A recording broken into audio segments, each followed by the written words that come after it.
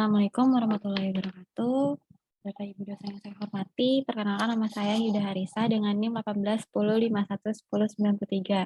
Izinkan saya untuk mempresentasikan tugas akhir saya yang berjudul klasifikasi sentimen review pengguna pada aplikasi Google Meet menggunakan particle swarm optimization terhadap optimasi metode supervector mesin dengan dosen pembimbing Bu Iin Yatnawati dan Bu Mayanda Mega Santoni. Latar belakang. Semenjak adanya virus corona yang melanda hampir seluruh negara, termasuk Indonesia, pemerintah memberlakukan kebijakan beraktivitas dalam rumah yang membatasi masyarakat untuk dalam menjaga jarak, menjaga protokol kesehatan, dan mengurangi kegiatan di luar ruangan.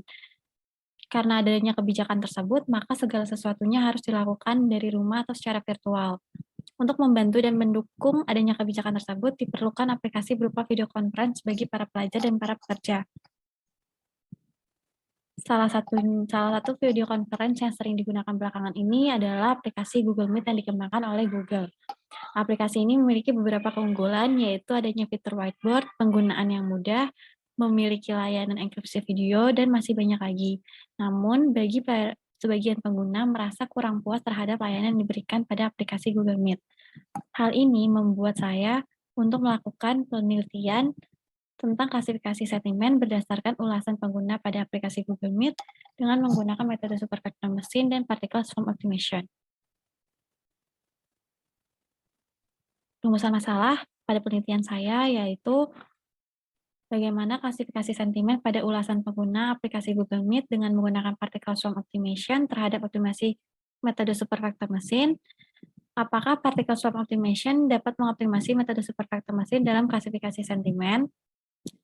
Tujuan pada penelitian saya yaitu menganalisis ulasan pengguna aplikasi Google Meet dengan particle swarm optimization terhadap optimasi metode supervector mesin.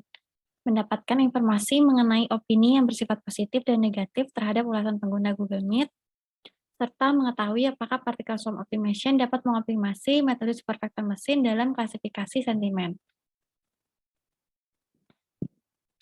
Adapun manfaat bagi penelitian saya, bagi iptek dan user adalah penelitian ini dapat digunakan serta dikembangkan kembali sebagai bahan referensi dalam penelitian dengan menggunakan supervector mesin dan particle swarm optimization dalam klasifikasi sentimen dengan data yang didapatkan dari ulasan pengguna di Play Store pada aplikasi Google Meet.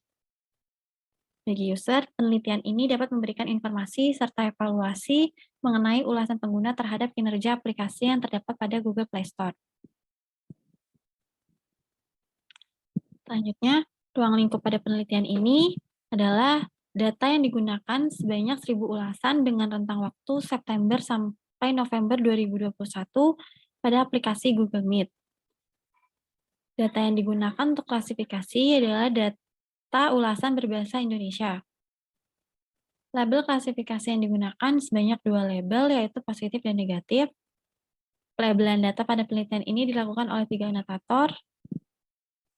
Metode yang digunakan dalam pembuatan kata pada penelitian ini adalah TF-IDF. Metode yang digunakan dalam penelitian ini adalah SVM dan PSO. Serta bahasa pemrograman yang digunakan dalam penelitian ini adalah bahasa pemrograman Python.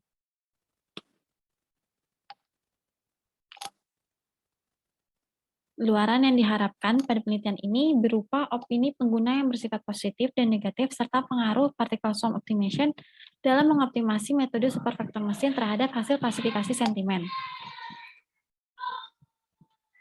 Analisis sentimen menurut Liu merupakan salah satu cabang ilmu data mining yang memiliki tujuan untuk mengekstraksi, mengolah data, maupun memahami data yang bersifat tekstual.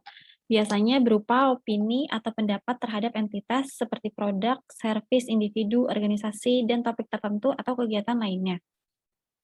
Text mining menurut Jo Tae-ho merupakan suatu proses pengolahan data tekstual yang tidak terstruktur menjadi terstruktur untuk mengidentifikasi suatu informasi yang relevan agar dapat memberikan hasil dengan bersifat kualitatif yang bisa didapatkan dari berita, dokumen, artikel, media sosial, dan lainnya yang bersifatnya tekstual.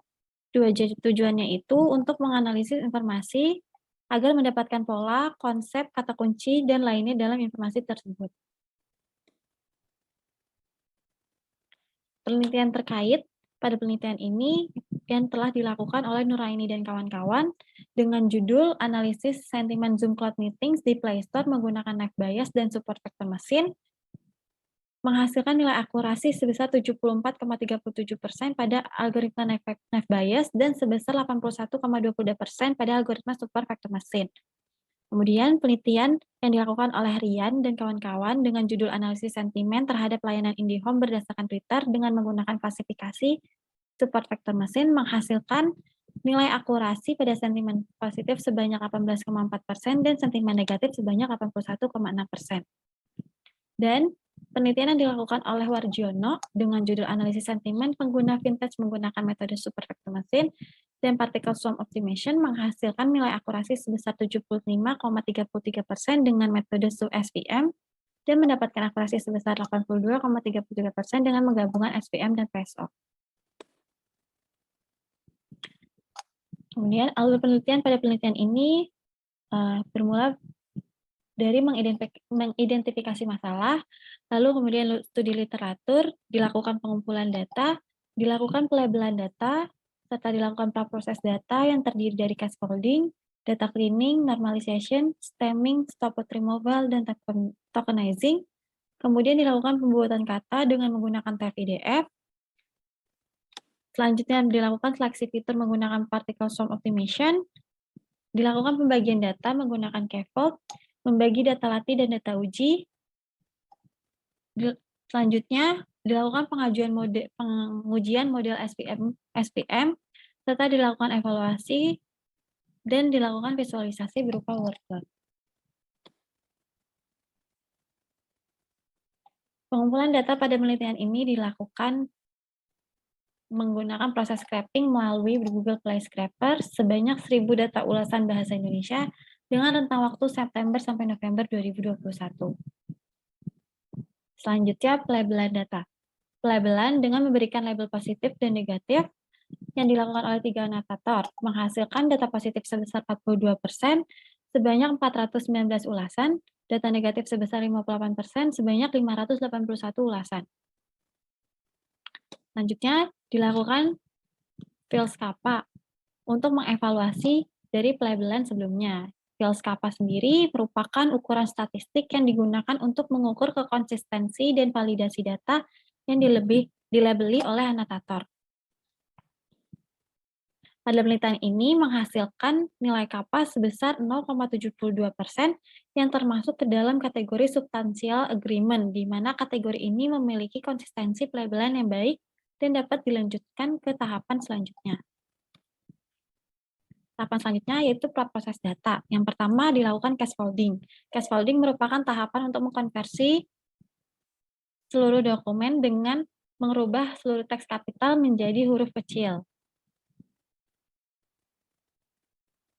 Selanjutnya data cleaning. Data cleaning merupakan tahapan penghapusan karakter yang ada dalam teks dokumen seperti hashtag, URL, emoticon, username, dan lainnya.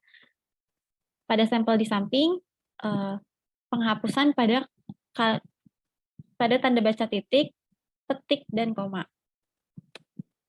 Kemudian tahapan normalization merupakan tahapan perbaikan kata-kata yang disingkat atau salah dalam pengejaan. Seperti pada sampel di samping, pada kata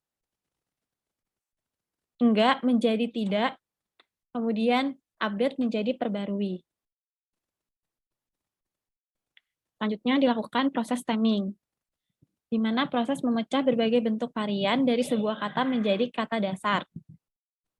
Di sini sampelnya itu adalah dari kata membantu merubah menjadi bantu, dari kata perbarui menjadi baru. Selanjutnya tahapan stop-out removal. Tahapan ini yaitu menghilangkan kata-kata yang tidak digunakan. Pada sampel yang tertera, pada dokumen pertama dihilangkan katanya, dokumen kedua dihilangkan pada kata padahal, tidak perlu, baru, tapi. Pada dokumen ketiga dihilangkan kata kurang, kemudian dan lainnya. Selanjutnya dilakukan tahapan tokenizing. Tokenizing ini merupakan tahapan dalam pemisahan kalimat menjadi potongan-potongan kata yang biasa disebut token. dapat dilihat pada sampel di samping, merupakan contoh dari pemisahan kalimat. Selanjutnya dilakukan tahapan pembobotan kata, di mana term frekuensi itu banyaknya jumlah kata yang muncul pada sebuah dokumen, inverse dokumen frekuensi itu banyaknya jumlah dokumen pada suatu kata, dan TF-IDF itu sendiri merupakan hasil perkalian pembobotan TF dan IDF dalam suatu term. Pembobotan kata dilakukan dengan menggunakan TF-IDF. Berikut ini contoh perhitungan manual pada 3 dokumen, di mana pada dokumen pertama terdiri dari aplikasi, bagus, bantu, terima kasih. Dokumen kedua terdiri dari kata kecewa, keluar sendiri, suruh. Dan dokumen ketiga terdiri dari kata suka, putus sendiri, suara jelas, video, buram. Dapat dilihat setelah menjadi token pada tabel di samping, jumlah kemunculan pada kata aplikasi sebanyak 1 kali pada dokumen pertama, dengan jumlah dokumen sebanyak 3. Maka pada kata aplikasi menghasilkan nilai IDF sebesar 0,48 dari perhitungan log yang dikalikan banyaknya dokumen dan dibagi dengan kemunculan data pada setiap dokumen. Hasil pembobotan kata dari ketiga dokumen tersebut sebesar 0,48 dan total fitur secara keseluruhan pada penelitian ini menghasilkan sejumlah 720 fitur.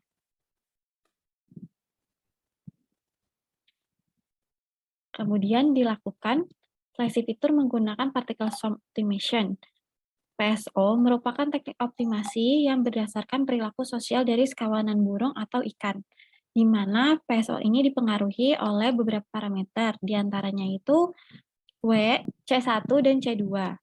Pada dalam penelitian ini dilakukan pengujian dengan melakukan skenario sebanyak 5 kali dengan nilai iterasi yaitu 10, 100, 500, 700, dan 1000. Di mana pada iterasi 10 sebanyak 440 fitur yang digunakan dengan pengujian selama 1,2 menit, pada iterasi 100 sebanyak 350 fitur dengan pengujian 7,2 menit, pada iterasi 500 sebanyak 363 fitur yang digunakan dengan waktu pengujian 12,4 menit, pada iterasi 700 sebanyak 360 fitur dengan waktu pengujian 49,1 menit, dan pada iterasi ke 1000 sebanyak 342 fitur yang digunakan dengan waktu pengujian 110,5 menit. Selanjutnya, dilakukan pembagian data menggunakan K-fold cross validation. Pada proses ini, membagi data 1000 dokumen menjadi 10 kelompok, di mana setiap kelompok terdiri dari 100 dokumen. Dapat dilihat pada iterasi pertama, 100 dokumen menjadi data uji dan 900 dokumen lainnya menjadi data latih. Berikut ini merupakan pemodelan klasifikasi yang menggunakan SVM, menghasilkan nilai akurasi pada kernel linear 80,7%, polinomial 65,9%, RBF 79,2%, dan sigmoid 80,1%. Pada penelitian ini menggunakan kernel linear sebesar 80,7% dengan parameternya default. Dan selanjutnya SVM menggunakan PSO. Pemodelan ini menambahkan particle swarm optimization dengan inisialisasi seperti sebelumnya, yaitu 10, 100, 500, 700, dan 1000. Menghasilkan nilai akurasi sebesar 80% pada iterasi ke-10, 80% pada iterasi ke-100, 81% pada iterasi 500, 82% pada iterasi 700, dan 80% pada iterasi ke-1000.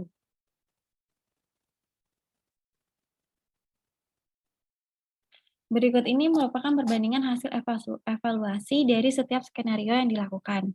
Skenario pertama yaitu tanpa menambahkan PSO, menghasilkan akurasi 81%, precision 92%, recall 79%, dan advance score 85% dengan waktu pengujian 5,4 menit. Iterasi kedua dilakukan SVM dengan penambahan PSO, dengan iterasinya 10 menghasilkan akurasi 80%, precision 90%, recall 78%, advance score 84%, dengan waktu pengujian 1,2 menit. Kemudian, Pada iterasi ketiga dilakukan SVM dengan menambahkan PSO 100 iterasi kali, 100 kali iterasi dengan nilai akurasi 80%, precision 90%, recall 78%, advance score 84%, waktu pengujian yang didapatkan 7,2 menit. Iterasi keempat, pembedaan menggunakan SVM menambahkan PSO dengan iterasi 500 menghasilkan akurasi 81%, precision 92%, recall 79%, advance score 85% dengan waktu pengujian 12,4 menit. Pada iterasi kelima, menggunakan PSO 700 iterasi, menghasilkan nilai akurasi 82%, precision 93%, recall 79%, advance score 86%, dengan waktu pengujian 49,1 menit. Dan yang terakhir, yaitu iterasi ke-6, menggunakan iterasi 100, mendapatkan nilai akurasi sebesar 80%, precision 92%, recall 78%, advance score 85%, dengan waktu pengujian 110,5 menit. Berikut ini visualisasi pada penelitian ini berupa word cloud, di mana word cloud sentimen positif ini dapat disimpulkan dari gambarnya tersebut bahwa Google Meet merupakan aplikasi yang bagus di handphone, membantu sangat-sangat saat sekolah dengan fitur latar belakangnya. Kemudian visualisasi pada sentimen negatif yang dapat disimpulkan bahwa Google Meet adalah aplikasi yang tidak dapat menggunakan fitur latar belakang dan kamera pada beberapa handphone. Kesimpulan dari penelitian ini yaitu adalah klasifikasi sentimen pada ulasan pengguna aplikasi Google Meet menggunakan data yang merupakan ulasan pengguna dari Google Play Store dengan rentang waktu bulan September sampai November 2021 sebanyak 1.000 data ulasan. Data tersebut dilakukan pelabelan manual oleh 3 anotator yang akan dihitung validitas pelabelannya menggunakan kappa value, sehingga didapatkan jumlah kelas masing-masing sebanyak 419 ulasan positif dan 581 ulasan negatif. Kemudian data tersebut dibersihkan melalui proses dengan beberapa tahapan. Data yang telah bersih dilakukan pembuatan kata pada setiap pembuatan kata dengan menggunakan term frekuensi, inverse document frekuensi atau TF-IDF, di mana setiap kata yang telah dibuatkan menjadi fitur. Kemudian fitur yang didapat akan diseleksi menggunakan metode PSO. Fitur yang telah terseleksi akan dilakukan bagian data menggunakan k-fold cross validation untuk pemodelan klasifikasi dengan menggunakan metode supervector machine. Hasil model klasifikasi mendapatkan nilai akurasi sebesar 81% dengan menggunakan SVM dan 82% dengan menggunakan PSO. Dan 82% dengan menggunakan SVM dan PSO. Kemudian kesimpulan kedua yaitu PSO dapat mengoptimasi metode supervector machine dalam klasifikasi sentimen dengan dibuktikannya pada penelitian ini. Mampu meningkatkan nilai akurasi sebesar 1%. Namun, pada saat pengujian menggunakan PSO memiliki waktu yang cukup lama dibandingkan pengujian tanpa menggunakan PSO, yaitu selama 49,1 menit. Saran pada penelitian ini yaitu diharapkan untuk penelitian berikutnya menggunakan data yang lebih banyak untuk meningkatkan performa klasifikasi. Pada penelitian berikutnya juga diharapkan untuk meningkatkan pada proses preprocessing dan pemodelan data yang lebih baik sehingga dapat menganalisis dengan baik dan evaluasi model yang sangat baik. Melakukan pembersihan data yang lebih baik lagi agar dapat meningkatkan performa klasifikasi. Menambahkan parameter yang lebih beragam pada metode supervector machine untuk dioptimasi menggunakan metode particle swarm optimization, serta menggunakan metode seleksi fitur lainnya untuk membandingkan hasil performa yang didapatkan. Sekian, terima kasih.